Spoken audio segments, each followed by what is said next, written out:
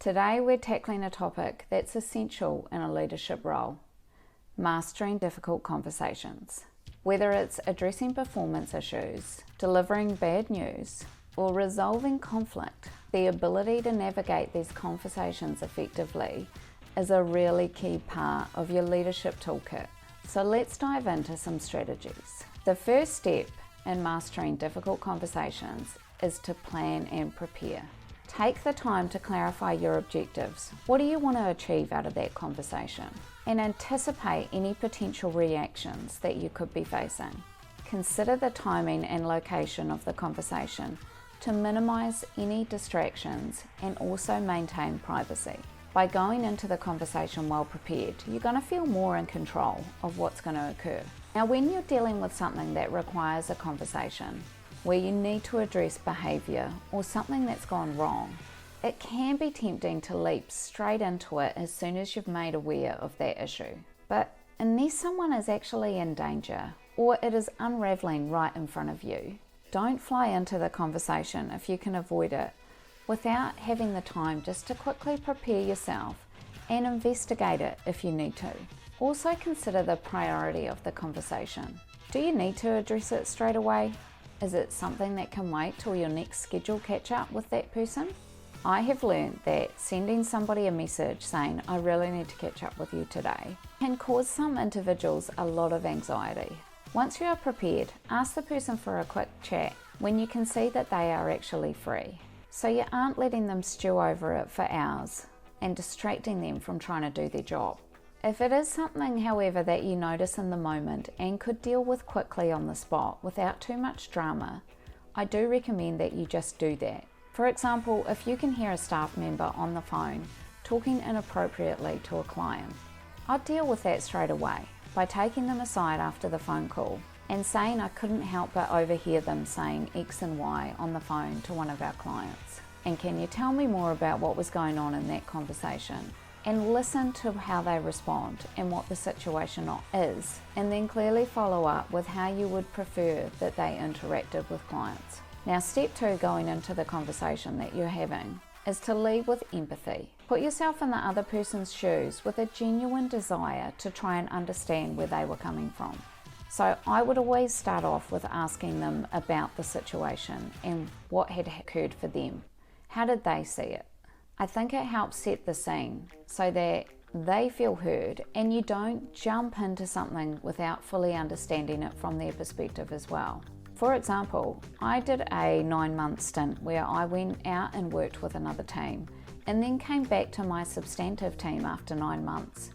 And then I went to one of my team members' meetings that they were running, and it was online, and I noticed that one of their team members actually had a baby in the phone call and was obviously caring for that baby.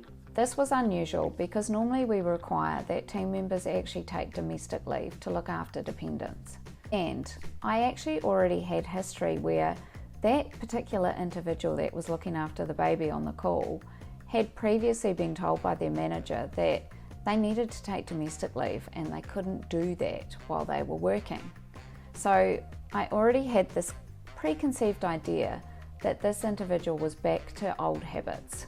So when I talked to the manager, I went straight to, I see that we're still dealing with that situation with them, and it's over 9 months later. And it turns out that actually what was happening is they'd had another baby and they were on keeping in touch hours, which basically meant that once a week they were joining a team meeting in their own time, of their own volition, and connecting with the team so that when they did come back to work from parental leave, they felt connected. So actually the team manager was doing exactly the right thing, and it was a really nice way to reintroduce them to their team again. So jumping to conclusions sometimes is easy to do, but not necessarily the right step. So while I didn't get riled up or unprofessional, I did have to apologise for jumping to assumptions and give them the credit that was due in really reconnecting them with their team again. So really important to ask exploratory questions first and don't jump to conclusions.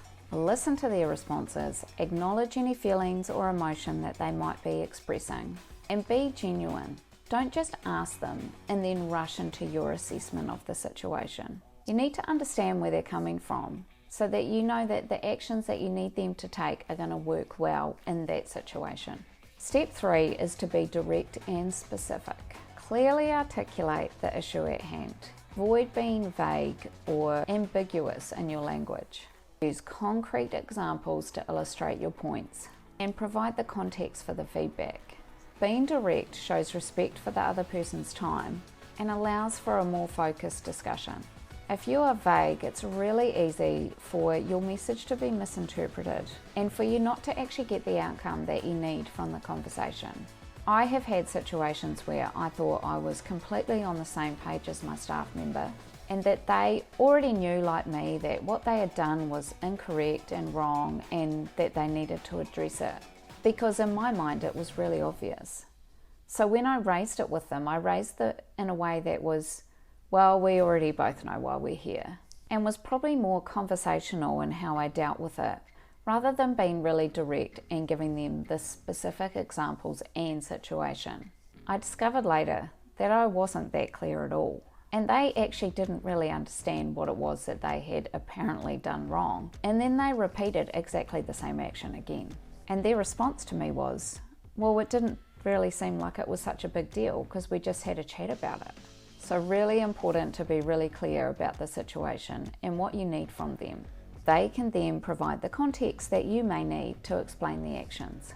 Another component of this is to note it down. Even if you don't end up sharing it with them, just noting down the conversation that you've had, the main points, and when you had it, can be important if you have to deal with it in a more formal way down the track. If it is more serious, put it in writing, include the actions that you have agreed on together that will be taken to improve it, and then send it to them even via email if you don't have an internal system to track these conversations. That way you've documented it, and then if it comes around again, you've got it in writing what you'd agreed was inappropriate and how you're going to deal with it. Step 4 is to stay calm and professional. Maintaining composure is really key. You'll need to stay calm, professional and clear in the conversation, even if it is quite emotional or tempers are rising. Take deep breaths and watch your tone of voice as you're talking. It helps to avoid reacting compulsively to something that they say or how they behave. Remember that your demeanour will set the tone for the conversation. So if you rush into this all heightened about the urgency of it, it is going to increase the emotion and pressure that you receive from them, and they are probably going to act defensive, and you're not going to get very far in terms of trying to really understand what's going on for them that made them behave or act in that way. This is where that step 1 really helps, taking that time to prepare and compose yourself if you can. If you do have to deal with it straight away, just remember in the back of your mind that as a leader, your reactions will be being watched. Do check out my video on Everyone is Watching You, which I've linked here on the screen, which is about exactly that in leadership. Try and breathe slowly, and I know a lot of people will say this, deep breaths, take a deep breath, but it does actually slow your heart rate down, and it means that you talk a little bit slower, and it just helps you reset a little before you speak. We have all had times where we will react to a situation and then afterwards we'll reflect and think, yeah, that wasn't quite how I wanted that to go.